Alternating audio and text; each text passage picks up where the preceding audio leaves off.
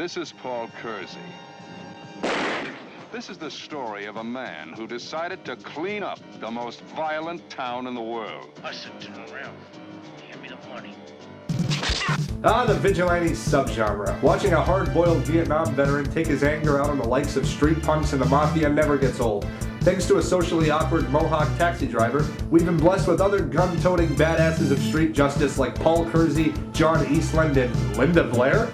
After The Exorcist, Linda Blair's career wasn't exactly flourishing. Reportedly hooked on drugs pretty bad at the time, she turned to exploitation cinema when she couldn't find work anywhere else. Flicks like Hell Night, Chained Heat, and her own contribution to the vigilante genre Hall of Fame, Savage Streets.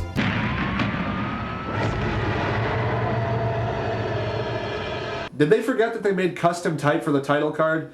Really though, who am I to judge? This is genuine cinema, so expect to see the rest of my reviews starting out like this.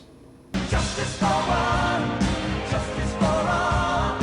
Savage Streets was brought to us by Daniel Steinman, who you may know as the director of Friday the 13th Part 5. Though even if you're bad with names, you'd know that it's the same guy, as Mr. Steinman's use of the female anatomy is enough to make Russ Meyer blush.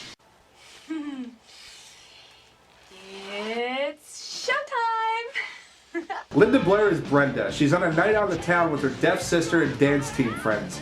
But the fun goes sour when our leading ladies run into greased lightning here. They almost run Brenda's sister over, but retribution is achieved through some GTA and dumping garbage all over the evil greaser's car. These are the Scars, our cliche punk gang of the film. Their wormy member is still a high school student. Now because of this, we're introduced to John Vernon's character, who plays a principal that must have been a hard-nosed police chief before he got this job, because he says awesome lines like this. Go fuck an iceberg.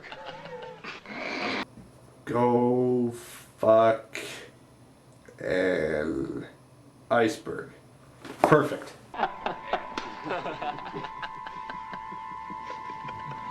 Now, why don't you take your faggot asses out of here before I feed him to the cops? Now that I mentioned the hard-nosed cop thing, it's almost like they actually wanted to go for a vengeful cop storyline with Linda Blair's character. I mean, look at the interaction she has with Vernon. But she shouldn't have been there in the first place. Fuck you. You're a tough little bitch, aren't you? I like that. But I don't give second warnings, so consider yourself suspended. I want you to stay away from my boyfriend. Oh, God, where's that faggot? Come to think of it, had this been a road cop movie, it'd be paced a hell of a lot better. There's just way too much high school drama bullshit in it that I don't particularly care about.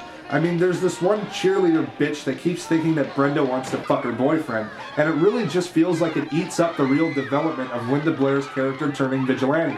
Man, do I ever get off track. Hey, look at that, Jake, huh? Look at that.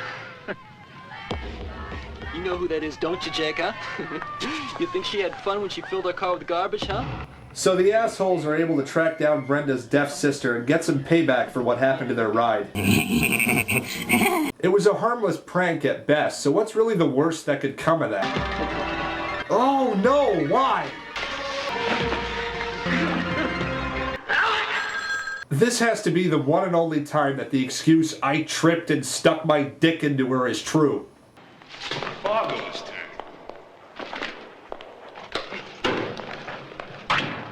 It's Red's turn.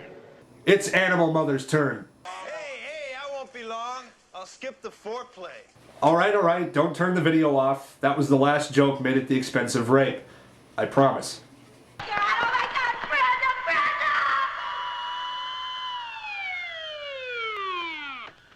Naturally, this shatters Brenda's world. Like anyone, she wants to mangle the motherfuckers responsible. But at the same time, she has to keep her cool. Her friend is both pregnant and getting married. She may be grief-stricken and mad as all fucking hell, but she still wants to be there for her friend.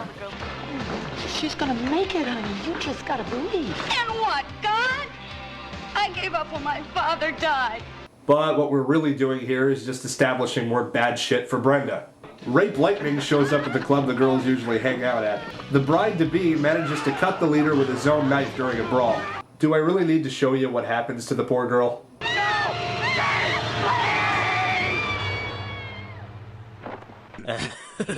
Wonderful. Christ.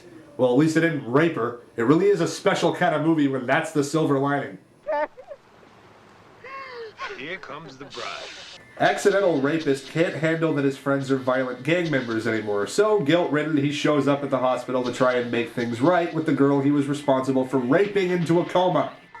Sorry. I didn't want to hurt you.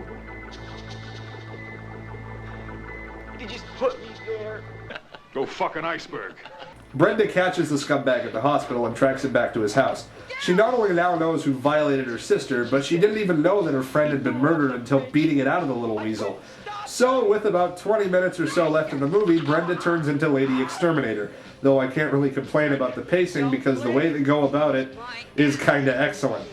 First off, we have Linda Blair butt-ass naked staring introspectively. Is it necessary?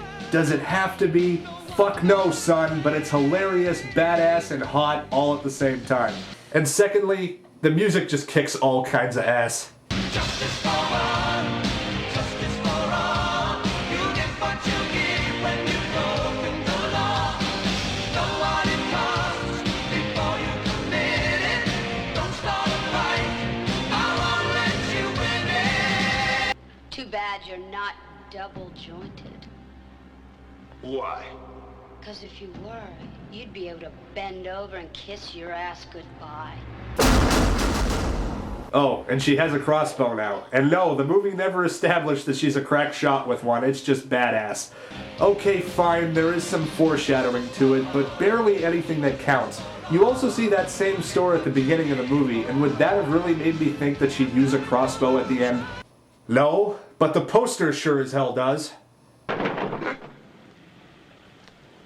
She almost manages to take out all the bad guys at once, but you can't end a flick like this without a tense final chase scene, and they actually do a very good job with it. It helps that Robert Dreyer, who plays the gang leader, is a pretty damn imposing and scary looking fella. The chase ends up in a craft store where Brenda douses Rob with flammable. I think it's primer. Anyways, she lights his ass up and the motherfucker burns to death.